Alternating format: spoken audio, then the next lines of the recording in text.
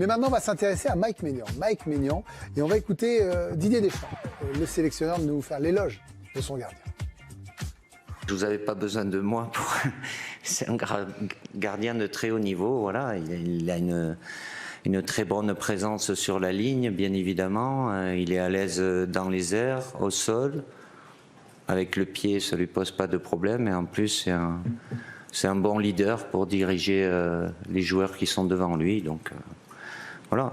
Il les a pas découverts aujourd'hui. Là, il s'est mis certainement plus en valeur parce qu'il a eu aussi à plusieurs moments des soucis physiques qui l'ont certainement empêché d'avoir de la continuité. Alors, je vous pose la question, est-ce que Mike Maignan est le véritable patron des Bleus, oui ou non? Ça sous-entend beaucoup de choses, notre question. À ce rythme, bientôt. Donc c'est non, Alicia.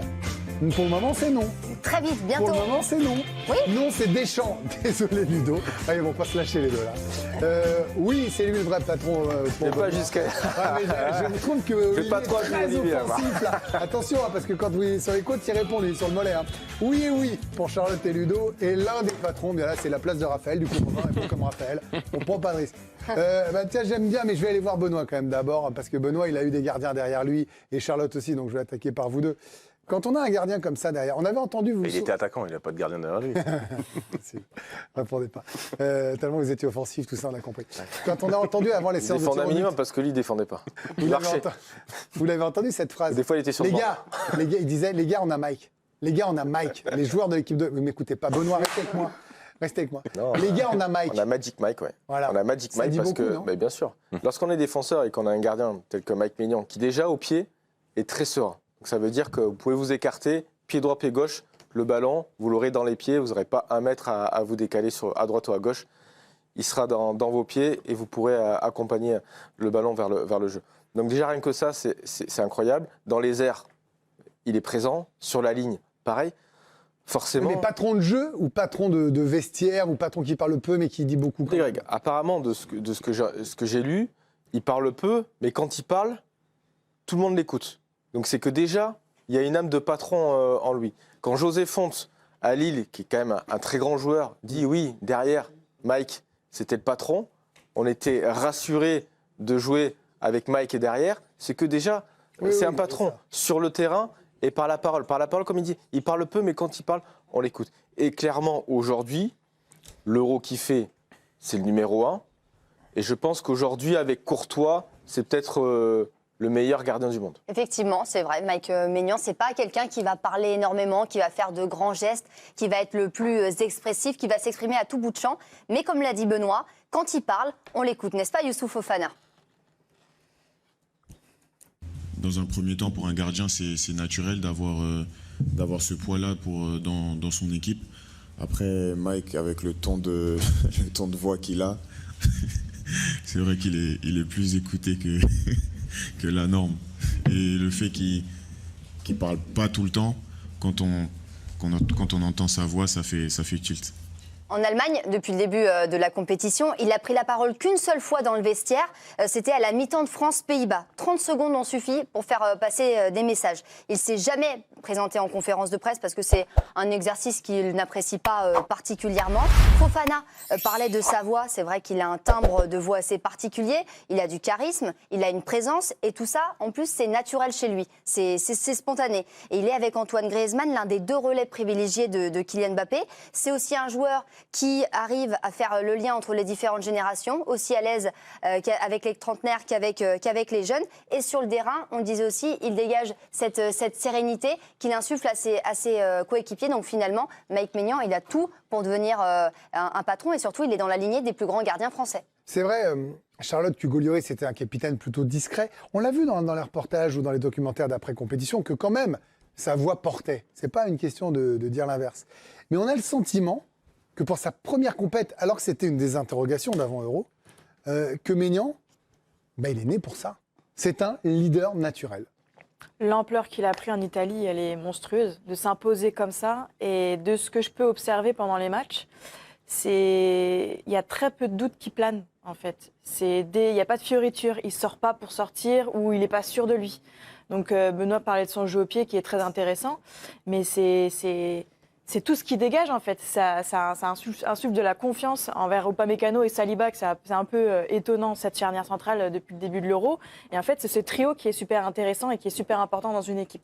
Donc Maignan, première grande compète, il est juste hyper solide, il est régulier, il est là quand il faut. Et puis mais je parle vraiment du trio avec Upamecano, Saliba. On les voit, ils se regardent tout le temps, ils communiquent énormément. Et puis même des fois, juste à un regard, on voit la peur qu'il peut insuffler aux autres et c'est ça qui est super important et qui m'impressionne. Maignan hyper solide, c'est même un euphémisme vu ses statistiques dans cet Euro. Il y a un chiffre qu'on a retenu notamment, c'est 94% d'arrêt dans cet Euro pour Mike Maignan. Personne n'a fait mieux depuis 2012 et Iker Casillas avec l'Espagne, excusez du peu quand même. Oui, c'est plutôt pas mal. Bertrand Latour est toujours avec nous, l'un de nos envoyés spéciaux sur place. Mais évidemment, Bertrand, vous me connaissez, puis vous savez très bien où est-ce que je vais vous emmener. Quand je pose la question, est-ce qu'il est le véritable patron des Bleus? Bien sûr, il y a les performances sur le terrain et ça a été formidablement dit par nos 2 défenseurs. Mais quand je dis véritable patron, c'est parce qu'il y a normalement un capitaine. Oui, là, là, je vous connais bien, mais là, vous y allez fort quand même.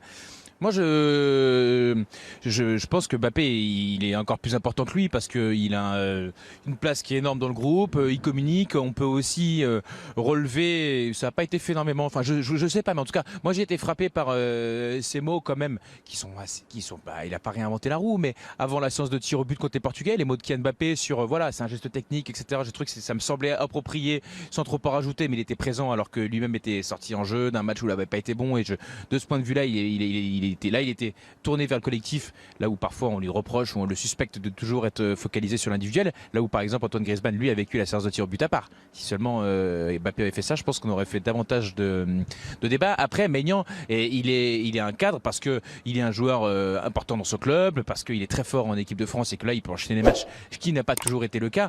Après, seul patron ou véritable taulier, il ne faut pas exagérer non plus. Alicia l'a rappelé en énumérant ce qui était dans le journal. Bon, il a pris une seule fois la parole sur un match depuis le début de la compète. Donc il ne faut pas non plus surinterpréter ces moindres faits et gestes. Moi, ce que j'aimerais bien, c'est aussi qu'ils viennent en conférence de presse. Parce qu'être un joueur important d'une équipe, c'est faire les 90 minutes, bien évidemment, mais c'est aussi se plier aux obligations qui sont celles des footballeurs et d'être un cadre, c'est aussi via les messages que vous faites passer à la presse. Et surtout, la presse, on s'en fout, mais surtout aux gens qui nous regardent ou qui lisent les différents journaux. Alors Bertrand, vous allez être surpris, mais Ludovic Obrignac ne semble pas être d'accord avec vous. Ludo, je voyais de l'idée de la tête. Non, pas spécialement. C'est comme le débat tout à l'heure. En fait, on peut avoir des angles différents ça, c'est sûr. Sur ce qu'est un patron dans une équipe ou pas. Bertrand évoque le fait de parler. Moi, les grands patrons que j'ai rencontrés dans les équipes dans lesquelles j'ai joué, c'est pas forcément ceux qui parlaient le plus. C'est ceux qui dégagent quelque chose, c'est ceux qui ont du charisme. Le côté naturel dont je parlais. C'est ceux qui... Et le patron doit être souvent légitime. C'est-à-dire que vous pouvez être le meilleur joueur du monde, si vous êtes en difficulté dans une compétition, c'est difficile de véhiculer des messages parce que vous voulez toujours en faire trop. Ce que fait Mbappé d'ailleurs depuis le début de la compétition, à s'attaquer à Antoine Griezmann, à dire des trucs forcément qui parfois... Oui, mais parce qu'il a pas dans le sens du il a déjà... Non, mais est-ce que le fait d'avoir une jurisprudence où il a un triplé en finale fait que bon, voilà. Tout le monde a repris les mots de Kylian Mbappé avant la séance de pénalty. Enfin, pour moi, ça n'a aucun impact de patron d'aller dire les gars, on maîtrise le geste technique. S'il ne l'avait pas fait, on leur a fait le même procès. Non, il n'y a pas besoin de parler. Chacun sait ce qu'il a à faire. C'est normal, en fait. Mais moi, Maignan, en fait, c'est l'impact qu'il a sur les autres. En fait, tout le monde vous parle de confiance. Donc, quelqu'un qui te donne de la confiance, c'est quelqu'un que tu respectes. Et quand tu respectes une personne, c'est une certaine forme de patronat ou de leadership. Et je trouve que ce garçon, il en dit peu, mais il rayonne beaucoup. Et c'est vrai, Olivier, on parlait de...